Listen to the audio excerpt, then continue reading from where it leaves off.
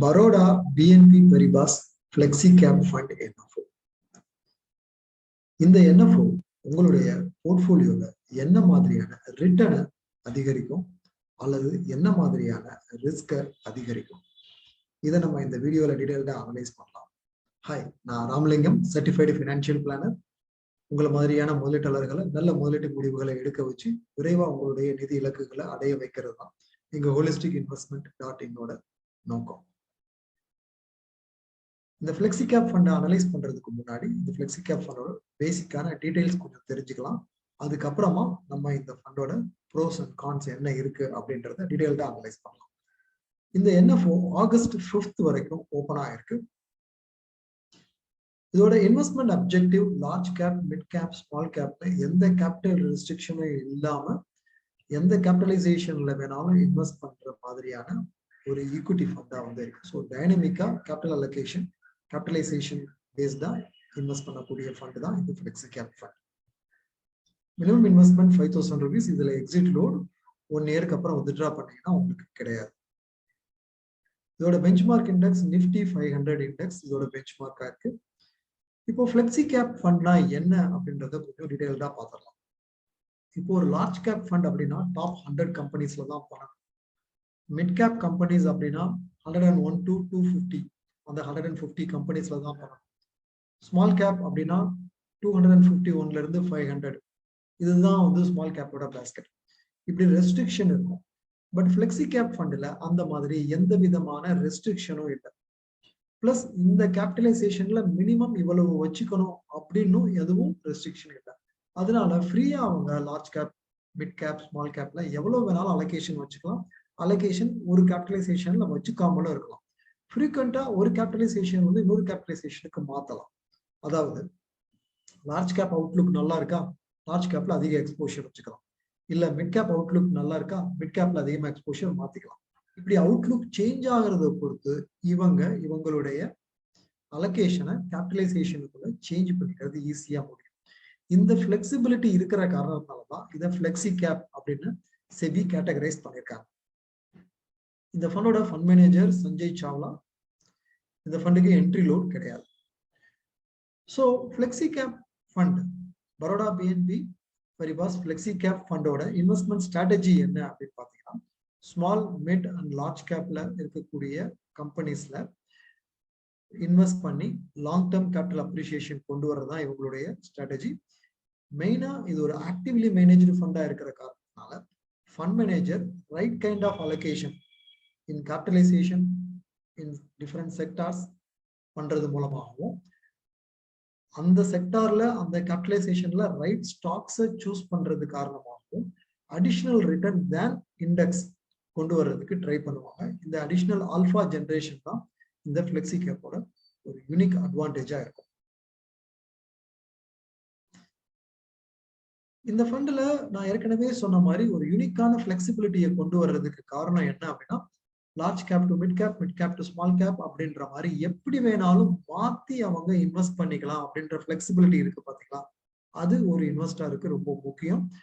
அது ஒரு ஃபண்ட் மேனேஜருக்கும் ரொம்ப முக்கியம். நிறைய ஃபிளெக்சிபிலிட்டியை கொண்டு வரும். இந்த ஃபிளெக்சிபிலிட்டி அண்ட் ஃப்ரீடம் ஃபண்ட் மேனேஜருக்கு ஒரு ஃப்ரீடம் கொண்டு வரும். இந்த ஃப்ரீடம் காரணமா அவங்க நல்ல ஃபண்ட்ல ஈஸியா வந்து இன்வெஸ்ட் பண்ண, நல்ல போர்ட்ஃபோலியோவை ஈஸியா கன்ஸ்ட்ரக்ட் பண்ண முடியும். பிளஸ் இந்த போர்ட்ஃபோலியோ கன்ஸ்ட்ரக்ட் பண்ணும்போது large cap, mid cap, small கேப்க்கு ஒரு வெயிட்டேஜ் வச்சு கன்ஸ்ட்ரக்ட் பண்றாங்க. அதுக்கப்புறமா இந்த வெயிட்டேஜை எந்த நேரத்துனாலும் மாத்திக்க முடியும். ஸோ இந்த மாத்திர ஃபிளெக்சிபிலிட்டி ஒரு ஃபண்ட் மேனேஜருக்கு ரிட்டர்னை இன்க்ரீஸ் பண்றதுக்கு, ரிஸ்கை குறைக்கிறதுக்கு அப்படின்னு பல விதங்கள்ல யூஸ்ஃபுல்லா இருக்கும். ஓகே, இந்த ஃபிளெக்சி கேப் ஃபண்டோட ஸ்ட்ராட்டஜிஸ் என்ன அப்படின்றத நம்ம பார்த்துட்டோம். Baroda BNP Paribas flexi cap ஃபண்டை பத்தி நாங்கள் டீடைல்டா அனலைஸ் பண்ணும்போது சில இம்பார்ட்டன்டான பாசிட்டிவ் அப்சர்வேஷனை நாங்க பார்த்தோம். அது என்ன அப்படின்றத நான் உங்களுக்கு ப்ரெசென்ட் பண்றேன்.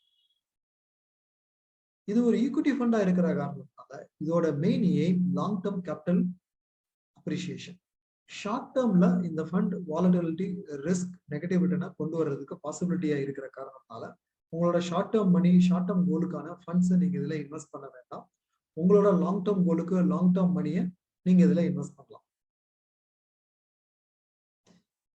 இந்த ஃபண்ட்ல கேபிட்டலைசேஷன் ரெஸ்ட்ரிக்ஷன் இல்லாத காரணத்தால இது ஒரு டைவர்சிஃபைடு ஈக்விட்டி ஃபண்டா எல்லா செக்டார்லயும் இன்வெஸ்ட் பண்ற ஸ்கோப் இருக்கிற காரணத்தாலையும் இந்த ஃபண்ட்ல அதிகமான டைவர்சிபிகேஷன் பண்றதுக்கு வாய்ப்பு இருக்கு. மார்க்கெட் சைக்கிள் சேஞ்ச் ஆகும்போது அதுக்கேற்ற மாதிரியான ஸ்டாக்ஸ்ல கேபிட்டலைசேஷன் ஸ்டாக்ஸ்ல அலோகேஷன் கொடுக்க முடியும். உதாரணமா மார்க்கெட் ஒரு புல்லிஷான ட்ரெண்டை நோக்கி இருக்கு அப்படின்னு நினைச்சாங்க அப்படின்னா, மார்க்கெட் சைக்கிள் புல்லிஷான ட்ரெண்டை நோக்கி இருக்கு அப்படின்னா அவங்க அதிகமா மிட் கேப் அண்ட் ஸ்மால் கேப்ல எக்ஸ்போஷர் வச்சுக்க முடியும். மார்க்கெட் ஒரு கரெக்ஷன் ஃபால் ஒரு பேரிஷ் மோட நோக்கி இருக்கு அப்படின்னு நினைச்சாங்க அப்படின்னா அதிகமா லார்ஜ் கேப்ல டிஃபென்சிவான ஸ்டாக்ஸ்ல இன்வெஸ்ட் பண்ணி வச்சுக்க முடியும். இந்த மாதிரி மார்க்கெட் சைக்கிளுக்கு ஏத்த மாதிரி மார்க்கெட் கேபிட்டலைசேஷன் அலோகேஷனை மாத்திக்க கூடிய பிளெக்சிபிலிட்டி இந்த ஃபண்ட்ல இருக்கு. இந்த ஃபண்ட் ஒரு ஈக்விட்டி ஃபண்டா இருக்கிற காரணத்தால ஃபண்ட் மேனேஜர் இதை திறமையா நிர்வாகம் பண்ணார் அப்படின்னா இன்ஃபிளேஷனை பீட் பண்ணக்கூடிய ரிட்டர்ன் கொடுக்கறதுக்கு இந்த ஃபண்டுக்கு பொட்டன்ஷியல் இருக்கு. ஓகே, இந்த ஃபண்டோட முக்கியமான பாசிட்டிவ் அப்சர்வேஷன் என்ன அப்படின்றத நம்ம டீடைல்டா பார்த்துட்டோம். அடுத்து நம்ம ரொம்ப முக்கியமான சில விஷயங்களை பார்க்க போறோம். அதுதான் இந்த ஃபண்ட்ல இருக்கக்கூடிய ரிஸ்க் ஃபேக்டர்ஸ். ஒரு ஃபண்ட்ல என்ன ரிட்டர்ன் பொட்டன்ஷியல் இருக்கு அப்படின்னு தெரிஞ்சுக்கிறது எவ்வளவு முக்கியம், அதே மாதிரி இந்த ஃபண்ட்ல இருக்கக்கூடிய பொட்டன்ஷியல் டிமெரிட்ஸ் ரிஸ்க் என்ன அப்படின்றதையும் இன்வெஸ்டர்ஸ் தெரிஞ்சுக்கணும். பெரும்பாலும் ரிட்டர்ன்ல ஓவர் ஃபோக்கஸ் பண்றாங்க, ரிஸ்க்ல அவுட் ஆஃப் ஃபோக்கஸ் ஆயிடுறாங்க. அப்படி ஆகக்கூடாது அப்படின்றதுக்காக தான் இந்த ஃபண்ட்ல பொட்டன்ஷியலா என்ன ரிஸ்க் இருக்கு, பொட்டன்ஷியலா என்ன டிமெரிட்ஸ் இருக்கு அப்படின்றது எங்களுடைய அப்சர்வேஷனை இங்க நான் லிஸ்ட் பண்ணிருக்கேன். நான் ஏற்கனவே சொன்ன மாதிரி இந்த ஃபண்ட் ஷார்ட் டேர்முக்கு ஒரு சூட்டபிளா இல்லாத ஃபண்ட். உங்ககிட்ட இருக்கிற பணம் ஷார்ட் டேர்முக்கான பணம் அல்லது ஷார்ட் டேர்ம் கோலுக்காக நீங்க இன்வெஸ்ட் பண்ணணும்னா இந்த ஃபண்டை தயவு செஞ்சு நீங்க சூஸ் பண்ணக்கூடாது. இந்த ஃபண்ட் ஒரு கன்சர்வேட்டிவான இன்வெஸ்டருக்கு யூஸ்ஃபுல்லா இருக்காது. கன்சர்வேட்டிவான இன்வெஸ்டர்ஸ்க்கு பெரும்பாலும் ஃபர்ஸ்ட் டைம் இன்வெஸ்டர்ஸ்க்கு பெரும்பாலும் லார்ஜ் கேப் ஃபண்ட்ஸ் தான் சூட்டபிளா இருக்கும். இந்த ஃபண்ட்ல mid cap and small cap allocation இருக்கும் அப்படின்றதுனால இந்த ஃபண்ட் ரொம்ப கன்சர்வேட்டிவான இன்வெஸ்டர்ஸ்க்கு யூஸ்ஃபுல்லா இருக்காது. இந்த ஃபண்ட் ஒரு NFO இருக்கிற காரணத்தால இந்த ஃபண்டுக்கு இன்னும் போர்ட்ஃபோலியோ கிரியேட் ஆகல.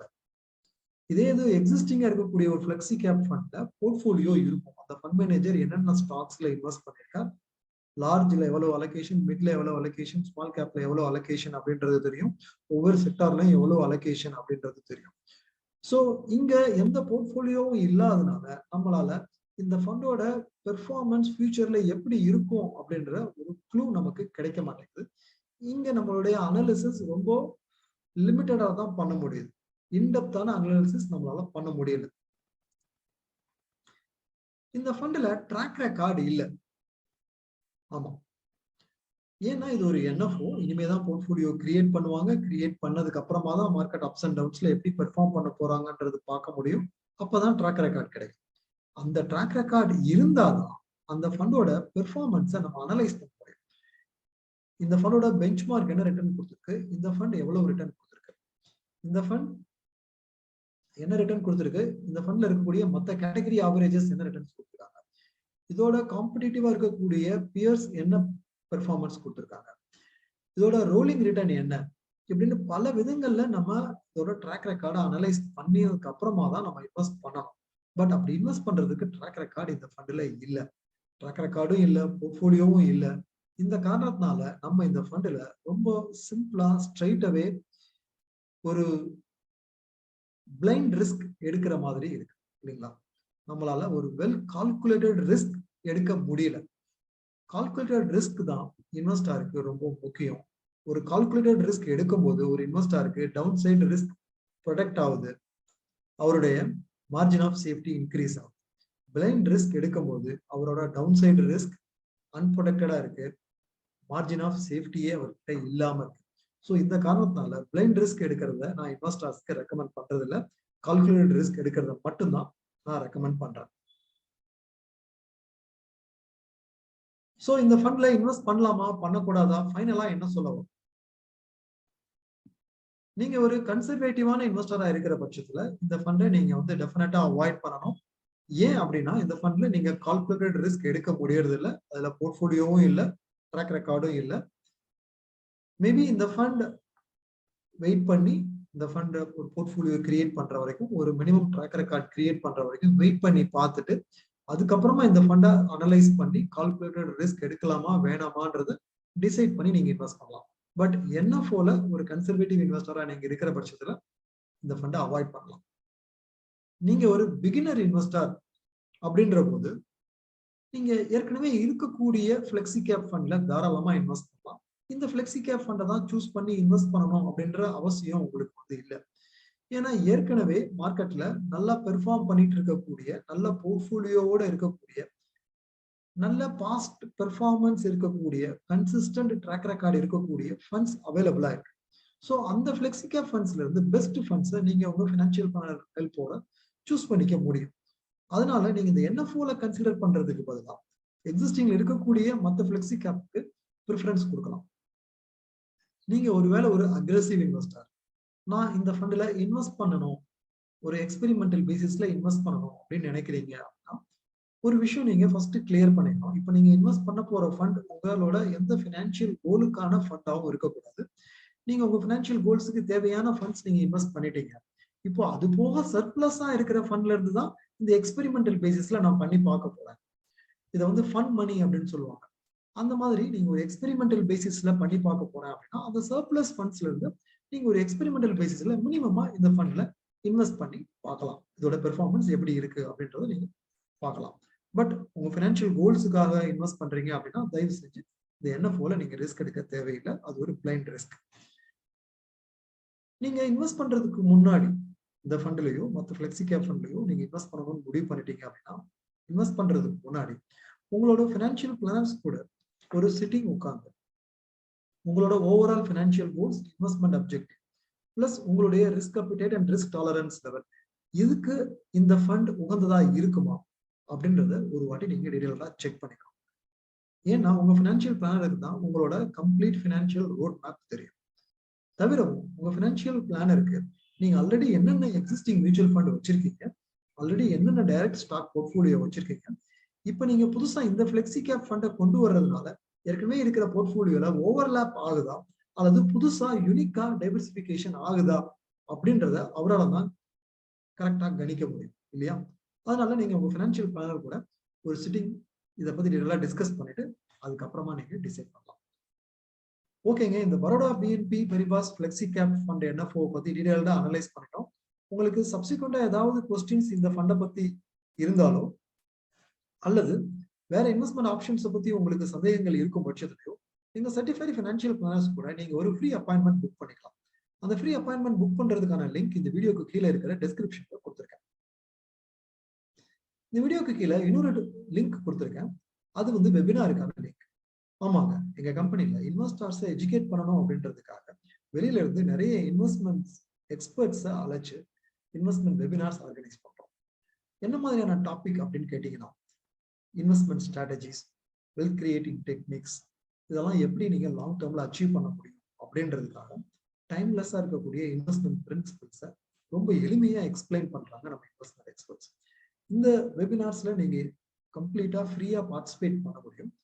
நீங்க ஃப்ரீயா பார்ட்டிசிபேட் பண்றதுக்கான ரெஜிஸ்ட்ரேஷன் லிங்க் தான் அந்த வெபினார் லிங்க். இது வீடியோக்கு கீழே இருக்கிற டிஸ்கிரிப்ஷன்ல கொடுத்துருக்கேன்.